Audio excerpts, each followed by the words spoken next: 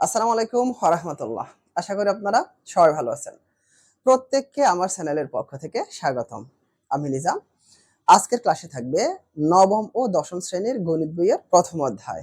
অধ্যায়টি হলো বাস্তব সংখ্যা।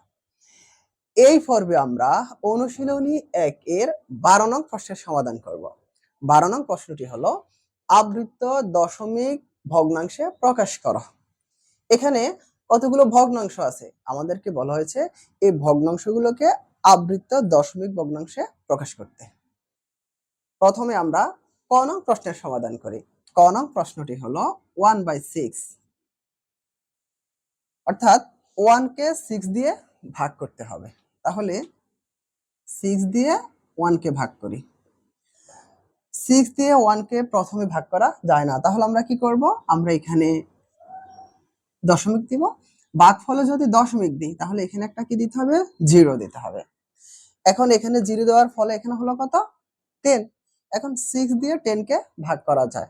এখন 6 দিয়ে 10 কে ভাগ করলে কত হয়? 6 1 6, আর থাকে কত? 4। এবার আমরা এখানে আরেকটা 0 দিই। এবার হলো কত? 40। এখন 6 দিয়ে 40 কে ভাগ করলে কত হয়? যেমন 6, তাহলে 6 6 36। ঠিক আছে? আবার এখানে বিয়োগ করি, থাকে কত?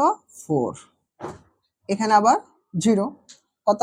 40, আবার 6 বার, তাহলে কত হয়? 36। এখানে আমরা কত থাকে? 4। এইভাবে আমরা এখানে আবার 0 দেব, 40, আবার 6 বার যাবে, আবার 4 থাকবে, এভাবে হতেই থাকবে। ঠিক আছে? সুতরাং 1/6 ইকুয়ালস টু 0.166, এভাবে হতেই থাকবে। অর্থাৎ এখানে হলো 0.16 ফোনোফোনিক। ঠিক আছে?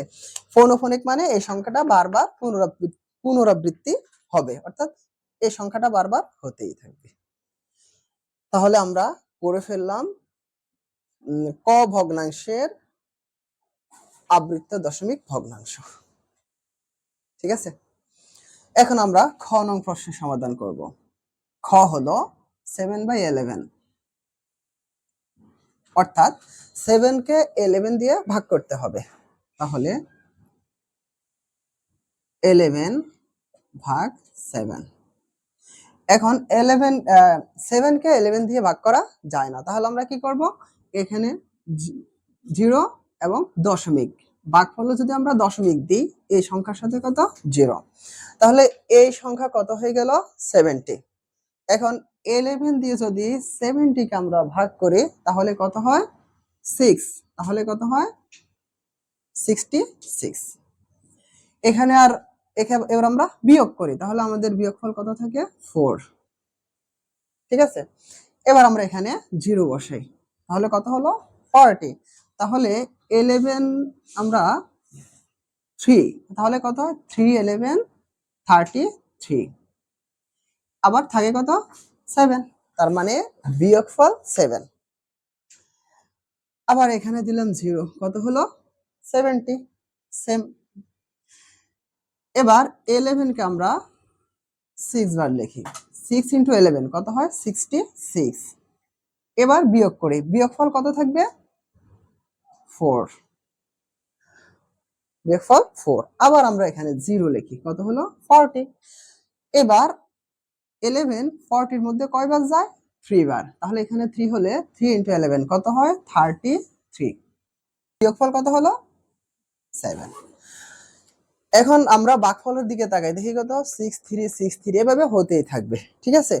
সুতরাং 7/11 ইকুয়ালস টু 0.6363, অর্থাৎ 6363 হতেই থাকবে। তাহলে আমরা লিখতে পারি 0.6 ফোনোফোনিক 3 ফোনোফোনিক। তাহলে আমরা খ নং প্রশ্নের সমাধান করে ফেললাম। এখন আমরা গ নং প্রশ্নের সমাধান করব। গ নং প্রশ্ন হলো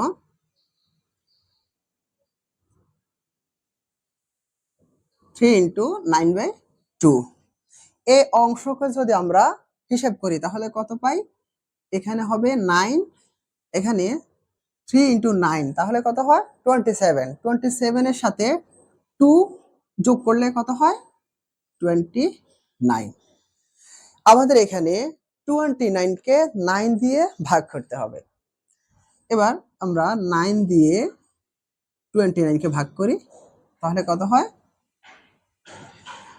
3 ইন্টু 9 কত হয় 27। বিয়োগ করি, কত থাকে 2। ঠিক আছে, এখন 9 দিয়ে 2 কে ভাগ করা যায় না, তাহলে কি করব, এখানে একটা দশমিক, এখানে একটা 0, তাহলে এখানে কত হলো 20। এবার 9 দিয়ে 20 কে ভাগ করলে কত হয় 2, তাহলে কত হয় 18, আর থাকে 2, আবার 0, এবার কয়বার যায় আবারও 2, তাহলে কত হয় 18, আবার বিয়োগ করি 2 0, আবার কয়বার 2, তাহলে কত হয় 18, বিয়োগফল 2। তাহলে আমরা দেখলাম যে এভাবে হতেই থাকবে। ঠিক আছে, সুতরাং 3 ইন্টু 9/2, তাহলে আমরা এই সংখ্যাকে কত লিখতে পারি 3.222, এভাবে হতেই থাকবে। ঠিক আছে, এবার হবে 3.2 পৌনঃফনিক, অর্থাৎ 2 হতেই থাকবে। ঠিক আছে, আমরা গ নং প্রশ্নের সমাধান করে ফেললাম, একদম সহজ সহজ না। এখন আমরা ঘ নং প্রশ্নের সমাধান করব। ঘ নং প্রশ্ন হলো 3 ইন্টু 8/15। ভগ্নাংশটিকে আমরা লিখি যে 15, 3 ইন্টু 15 কত হয় 45। 45 এর সাথে 8 যোগ করলে কত হয় 53। 53 কে 15 দিয়ে ভাগ করতে হবে, তাহলে আমরা